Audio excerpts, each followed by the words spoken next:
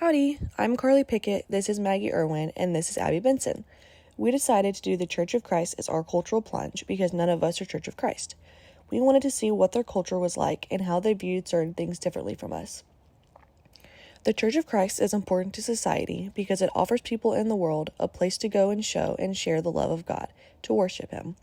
It offers them a place to go feel like they already belong, understand many things, go when they are happy, when they are sad, when they are angry. It gives them a place to go and feel like themselves whenever they are going through something, whatever it may be. The Church of Christ connects to the field of education because some students who are in our classrooms are going to be Church of Christ who may have different beliefs than the teacher does. The teacher needs to be prepared and understand that the students' beliefs could be different, and that is something that they should not be punished or looked at differently for. The Church of Christ was primarily founded in the United States. It is mainly found and is strongest in the Midwest, Western, and Southern regions of the country. Now, the church itself has its own form of government. It is autonomous. So they govern themselves and they do this through the use of deacons, and they have ministers, and they also have elders. So it is purely just they governing themselves. They have no organization or like central office or leadership outside of the local church.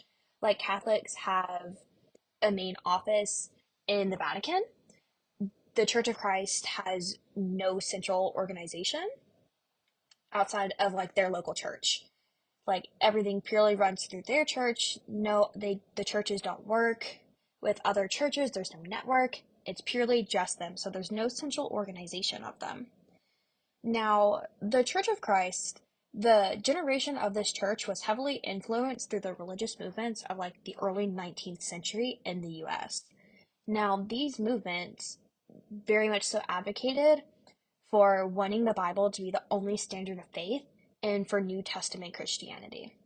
And New Testament Christianity is the belief that the New Testament is the revelation of the will of God. So they do not really study the Old Testament much at all in the Church of Christ. It is purely just understanding the New Testament and believing that this purely is the will of God. Now, they only abide by the things that is like listed in the New Testament of how they function and run their church. If it is not listed in the New Testament, they do not believe in using it because they believe it is unauthorized.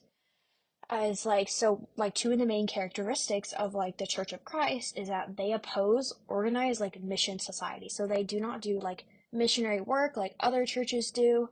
Now, some churches do local missions, but that is only supported by individual churches. It is not a religion thing as a whole. It is the individual churches choose to do that. Like as a whole, they oppose organized like mission society. Another one of their main characteristics is that they oppose instrumental music during the worship session. So they purely only sing using their voices. They use no instrument, no backup sounds, nothing. It is purely just their voices together singing. And they, like, one of the main reasons that they don't use any instrumental music in it is because it is not listed or mentioned in the New Testament, so therefore they consider it to be unauthorized. Our cultural plunge was that we went to the Benchley Church of Christ. Since none of us are in the Church of Christ, we decided this would be an interesting cultural plunge for us to participate in and learn about what they view differently than what we do. Our cultural plunge was held at Benchley Church of Christ in Bryan, Texas. We learned many different things about the Church of Christ that we attended. We learned how they start their service, the types of music they use, how they talk to one another during service, and how they view different aspects of religion. We learned how this culture decides to live for God. We sat in one of their Bible studies and listened to them talk about how the Bible became, the significance of it. We listened to the type of music they worship to. We listened to how they communicate with each other during service. We saw a group of people who came together to worship God in their own special way. What did we expect? We expected for the Church of Christ views to be different than what our views are in the world of religion. We expected to learn the different ways that they view religion, what differs from the way we think about our religion, and how their church service overall was different. 2. What did we find? We found that Church of Christ views on religion are different from ours. We have some views that coincide with theirs, but some are different. They do their songs differently, their worship differently, they open their service differently, and they focus on different things than what our religion would with some things. Were your preconceptions validated? Yes, our preconceptions were validated. We figured that their religion would be different than ours in certain ways, but it took us by surprise just to see by how much. Did this experience impact the way you view your own culture and the culture of others? Some of the beliefs we each hold in our own cultures and religious beliefs were contradicted in this Bible study. In addition, our views were misrepresented or presented in a negative way. It is important to us to form a clear understanding of our beliefs and to take the same approach towards others' beliefs. We do not want to create misconceptions about other beliefs and cultures based on information that is misguided. How will this experience affect how you teach and interact with others? This experience encourages us to become more informed about other cultures and religious beliefs. After this experience, it is important for us to be open-minded about the beliefs of others and to be kind and considerate when approaching other beliefs. Popular culture and alternative views. The Church of Christ is known to rely solely on the Bible, also known as sola scriptura. This differs from other denominations of Christianity that rely on other writings or traditions for teachings. They are also viewed as a Protestant denomination of Christianity. However, they refer to themselves as autonomous churches in voluntary fellowship and not as a denomination. Many people believe that each Church of Christ is affiliated with each other, but they are actually autonomous of each other. Each congregation is run individually by a group of elders. Often people view Church of Christ as not allowing any music in their worship. However, vocal music is allowed in service, as they believe Scripture only permits music produced orally. Other such held customs and beliefs are attributed to specific Scripture passages in the Church of Christ. There are many misconceptions about the Church of Christ. This is due in part to the common name that all different congregations hold. Therefore, one church is associated with the next, but all are different. Researching the differences is important so that we can each ask the individual congregations about their beliefs and practices. 1. What misconceptions were covered that you realize you have? How do you view Church of Christ differently now? 2. What are possible ways to encourage others and yourself to learn about the unique qualities of Church of Christ? 3. Knowing that each congregation of Church of Christ is individual and autonomous, how can you work to respect each congregation appropriately? 4. What are some behaviors you might exhibit towards an individual who identifies as Church of Christ? After this presentation, how do you believe you treat them? Should this change? In connecting our Cultural Plunge project to the readings that we have done in class, I have pulled readings and excerpts from the textbooks that we have used throughout class. And all of these readings really just help to emphasize that as a teacher, you're going to have to recognize that all your students come from a different cultural background. They do not represent an entire culture as a whole because every student and individual is different. And as a teacher, you are representative of the school and the administration, and your school can help really hinder or support the development of a healthy identity of your students' culture, because schools can either really be degrading to certain students and their cultures and not letting them wear their cultural clothing or and things like that. That would be really degrading to students, and they're going to develop not a healthy identity with that culture, and frankly they're going to want to avoid their culture and to turn to a culture that is most widely accepted.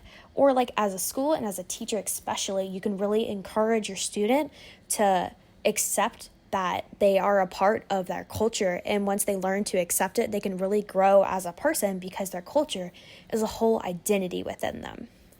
And you really cannot assume that all of your students are going to be from the same culture. You cannot assume they're all culturally similar, because they're not.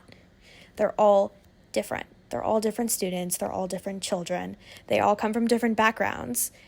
And having that awareness of the differences can really, as a teacher, help see that different issues and misunderstandings can be resolved quickly and fast if you have an understanding of their culture and how everyone's cultural customs are different. Once you gain a deep understanding over your students' culture and how they communicate, you can really resolve student problems between students so much easier, and you can make students understand better that their cultural customs are different in ways like that. And you can even help students be able to apologize to each other better, really developing healthy identities within themselves and their culture, and also developing healthy relationships between their students and peers and people of other cultures. And really just like developing and increasing our knowledge as teachers, our knowledge of cultures and customs and religion, and having direct engagement like with our diverse individuals and groups it is critical and essential to the classroom. Because if you do not have awareness of the different kinds of culture that are sitting in your classroom, you are not going to be able to maximize your students' education. Having an understanding of what your students' needs and knowledge and learning process is, you're able to maximize your students and your classroom's learning as a whole. And it is essential for teachers, for us to know this. As a teacher, you're going to have so many different kinds of cultural backgrounds sitting in your classroom on a daily basis. And as one of the main principles of multicultural education is having the learning styles of students and the teaching style of the teacher both concisely work together to develop effective instructional strategies that'll maximize your students' education. And having students of all different kinds of backgrounds and cultures, each student is going to have a different learning method because they all have been raised differently. Like different cultures have different customs, so they're going to have different learning styles. As a teacher, you're going to need to look and understand that every student is going to have a different learning style because of their culture. So you're going to have to try and work to the best of your ability to be able to develop instructional strategies that'll help your students maximize their education in your classroom. And another a main principle of constructivism and multicultural education is to really value your students' point of view. As we were sitting in the Bentley Church of Christ for our Cultural Plunge project, the teacher up front would stop and he would ask everyone, is there any questions, comments, or concerns about what he was saying, because he really wanted to see and understand other people's point of view and have them also offer their pieces of wisdom that they know about the subject. And as a teacher, you can do this in your classroom. That'll also help you really understand how your students are learning. And once you understand how your students are learning, you can maximize their education by being able to customize the objectives and the assignments for your students. And now our third point for multicultural education is having an understanding of both the verbal and the nonverbal communication between students and teachers. Like understanding every culture has their different kinds of communication. We've learned that some cultures, they won't look you in the eye, that's out of respect, but other cultures might consider that to be disrespectful. So understanding that every student has different means of communication. And as a teacher, you're going to have to analyze these and really just see it. And once you analyze it and you understand that every student communicates differently and they learn differently, you're able to increase that student's involvement within the education, because once you understand how they communicate, you can be like, hey, let's do this instead of that, because by using means of communication that they do not know, they're not going to be able to understand what is being asked of them. So once you understand their communication patterns, you're able to maximize their learning education and their learning process. Teaching religion and culture in school is one of the most important things a teacher can impart onto their students. One method of teaching your elementary schoolers, your younger age students, would be to have your students sit in groups and partners and have them talk about their culture and how they grew up or have like a group discussion with everyone, and everyone can share their own personal experiences if they want about how they like their culture, how they live, and things like that. Now, for your older kiddos, for your middle school to high schoolers, so your secondary schools, you can have like your students do a more intensive, in-depth research over culture. They could write research essays or develop an in-class presentation. That way they could also study and research a religion or culture, and they can impart that knowledge onto the rest of the class through presentations. Overall, it's just having the students sit down and really talk amongst themselves about culture and religion and things that they see differently between each other. Overall, this was a very interesting experience for all three of us. We all learned new and different things about all the cultures. We all went in with an unbiased view of unknowingly of what we were going to go and see and witness through seeing this own culture. We all learned that every under one main like religion, every there can be subcultures, and the subcultures are all different from each other, and they all have their each own unique identity and their own beliefs in which of all of that. So when we went in with an unbiased opinion, we learned new and different things about that culture.